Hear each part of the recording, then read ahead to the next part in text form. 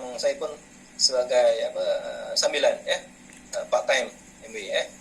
Jadi bila mana MBA sebagai part time ataupun kerja sampingan ataupun kerja yang kedua, pendapatan yang kedua, jadi tuan-tuan akan mendapat dua penyata pendapatan. Satu penyata daripada majikan tuan-tuan. Kalau bekerja di kerajaan, tuan-tuan akan dapat penyata EC, penyata gaji tahunan. Dan jika swasta, penyata EA pada setiap tahun. Pada bulan Januari atau bulan Februari, majikan akan memberikan penyata tahunan itu kepada tuan-tuan dan puan untuk dilaporkan dalam borang cukai perawatan. Tetapi bila mana tuan-tuan berkecimpung dalam perniagaan MBA, MBA pun akan membagi satu penyata. Biasa pun bulan Februari atau bulan Mac dia dah berikan penyata lah. Biasa selewat Februari biasanya. Dan daripada penyata tu tuan-tuan akan tengoklah tuan-tuan punya bonus ataupun komisen yang diterima daripada syarikat MBA untuk selama setahun, Januari, Februari sampailah Disember, dan berapa total dia. Dekat situ ada macam-macam bonus lah. Kalau Diamond, Executive Diamond tu selain pada bonus tahunan tu, dia ada lain lagi SIP dan sebagainya. Jadi macam mana nak lapor pendapatan MBA ni? Kalau penyata makan gaji dah senang lah. Terus saja isi barang BE. Tetapi bila mana tuan-tuan ada pendapatan daripada MBA, tuan-tuan kena masukkan sekali pendapatan daripada MBA tu di dalam borang yang akan dilaporkan tu, iaitu kena tukar daripada borang BE kepada borang B. Kalau selama ini tuan-tuan makan gaji, tuan-tuan akan lapor dalam borang BE. Tapi bila mana ada pendapatan daripada MBA, tuan-tuan kena tukar daripada BE kepada borang B.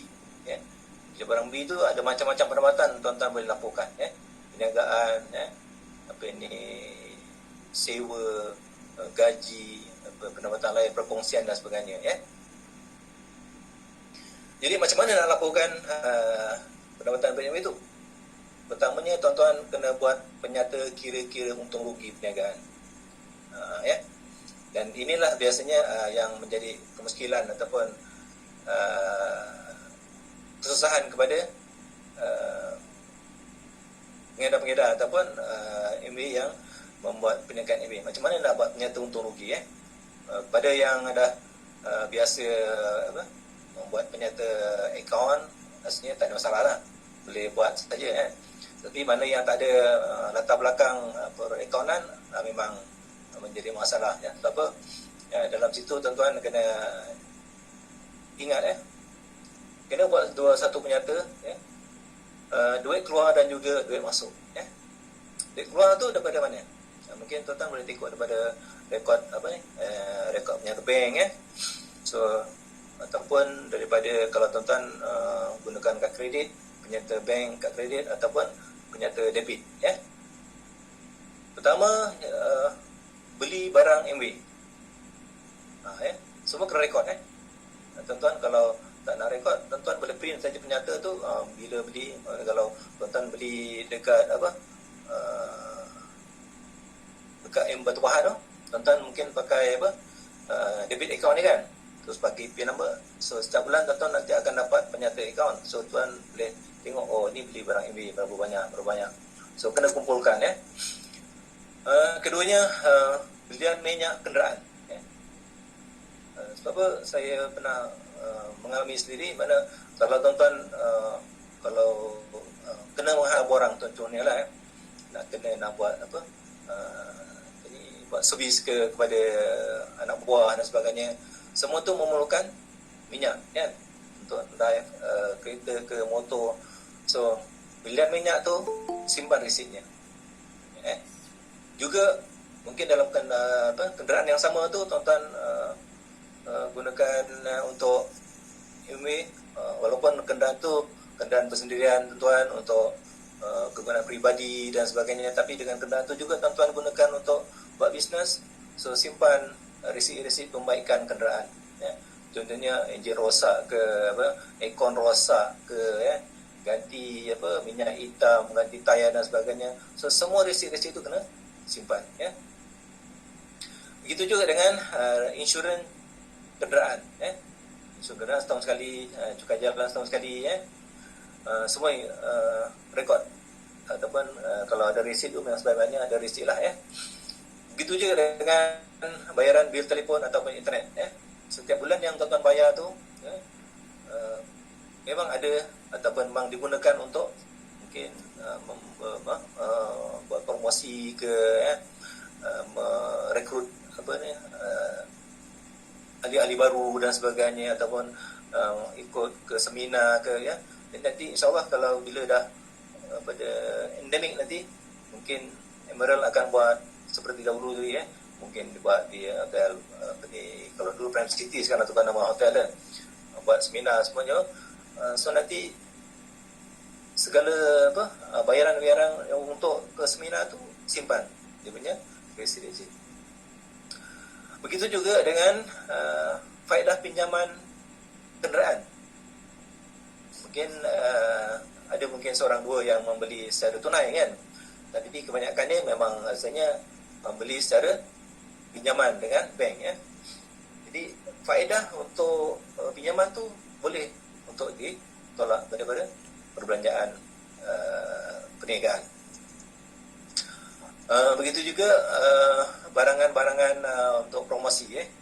Mungkin tuan-tuan ada yang membuat satu promosi menggunakan contohnya multivitamin untuk cubel contohnya. Tuan-tuan mungkin nak bagi promosi kepada anak sahabat tuan-tuan, ya, gunakan memakan cubel apa dia punya efek dia, ya, bila memakan tu.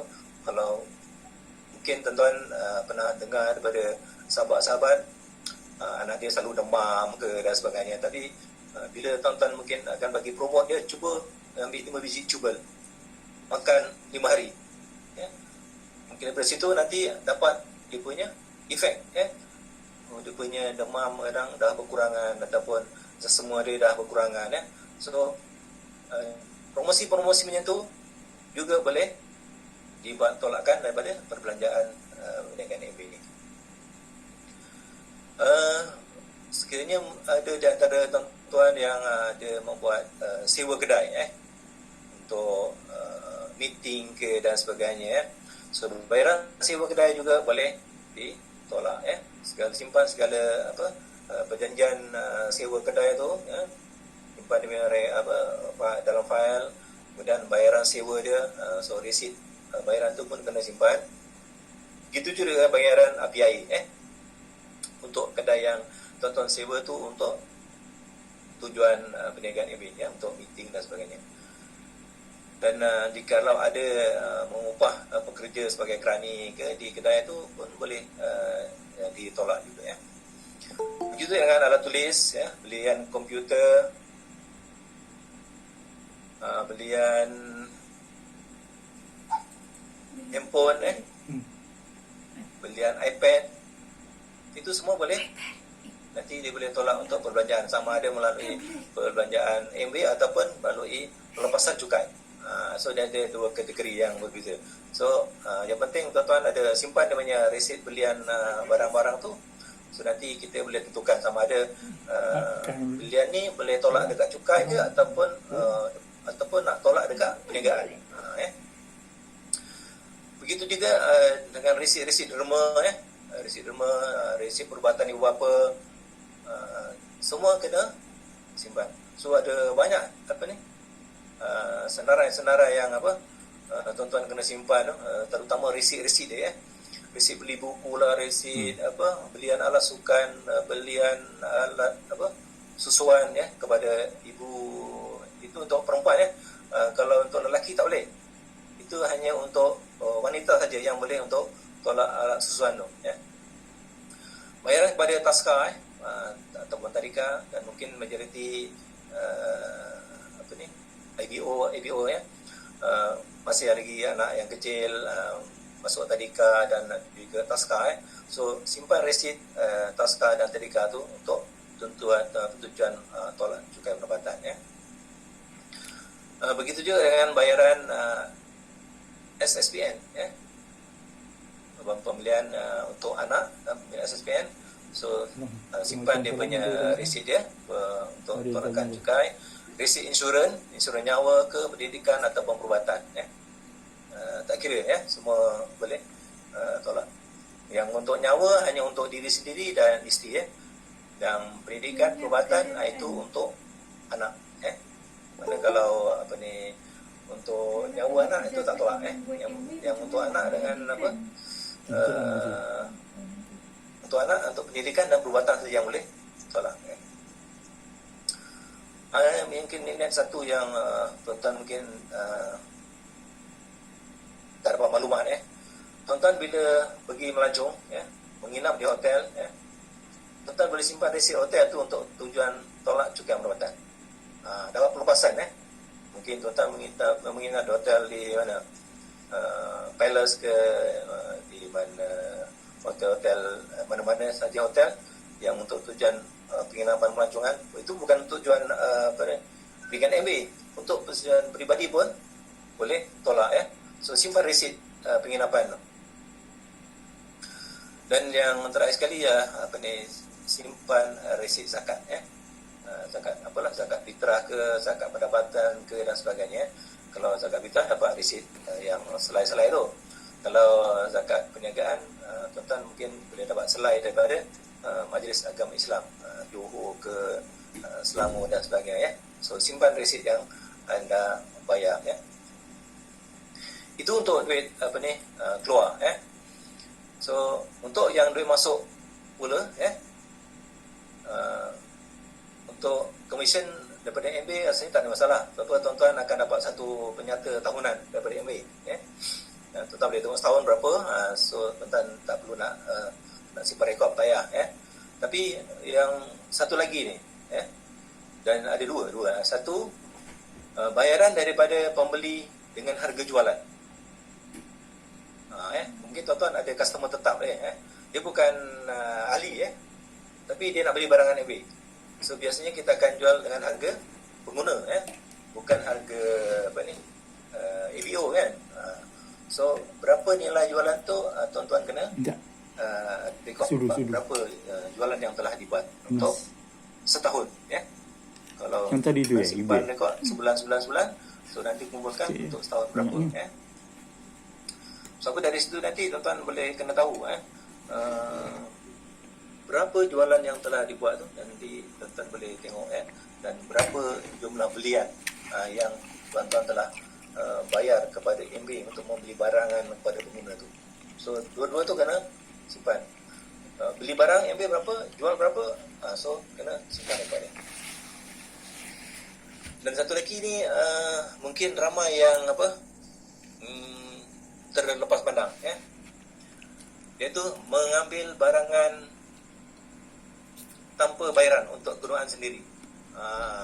Ini selalu yang kadang-kadang tuan-tuan terlupa, ya. Contohnya mungkin sabun dalam stok yang tuan-tuan ada tu memang untuk jual, dekat rumah dah kehabisan. So tuan-tuan ambil barang tu tanpa membayar. Sebenarnya itu adalah satu pembelian. Yeah. Ya, kena rekod belian barang yang tuan-tuan kena bayar, ya. Kalau tuan harga pengguna, ada pengguna. Kalau harga ABO, harga ABO, ya. Dan lagi satu, hutang yang tak perlu dibayar, ya. Mungkin ada tuan-tuan yang pernah memberi kemudahan belian barang kepada mungkin pengguna tuan-tuan, ya. Tak pernah ambil dulu barang tu, ya. Mungkin bawah 100 ke, kan, ataupun bawah 200, tak pernah ambil dulu, nanti bayar kemudian. Tak macam mana, tak lebih setahun dia tak bayar, ya. So bila dia tak bayar dan tuan-tuan katalah halalkan saja, so itu pun dah termasuk dalam penjualan, ya, penjualan kepada pelanggan tuan-tuan dan puan-puan, ya. So jangan ambil mudah, ya. Jadi anggap itu sebagai satu kena rekod berapa hutang yang telah tuan-tuan lupuskan ataupun tidak perlu bayar.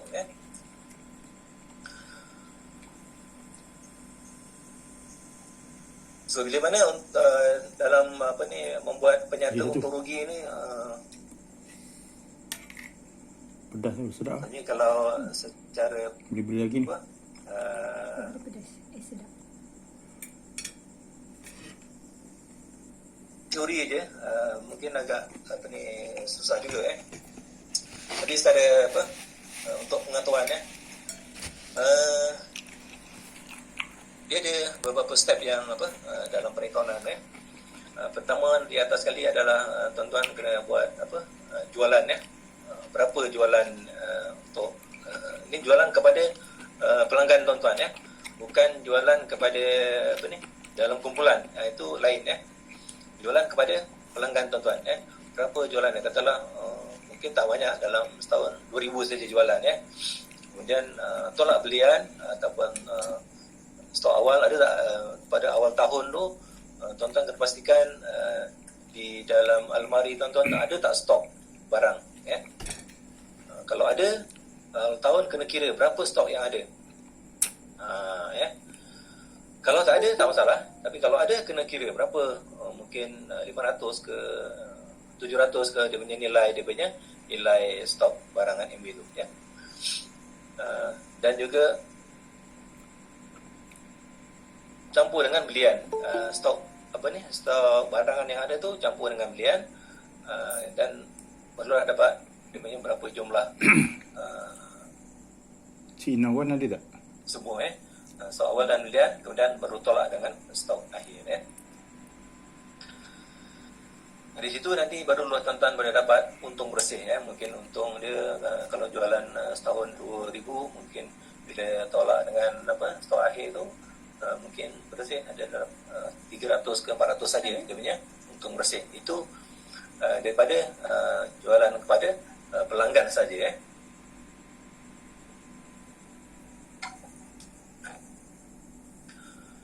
Bila dah dapat untung bersih daripada jualan kepada pengguna, barulah tuan-tuan campurkan dengan komisen yang diterima daripada MB tahunan yang diterima penyata itu pada bulan Februari itu, campurkan semua berapa jumlah dia,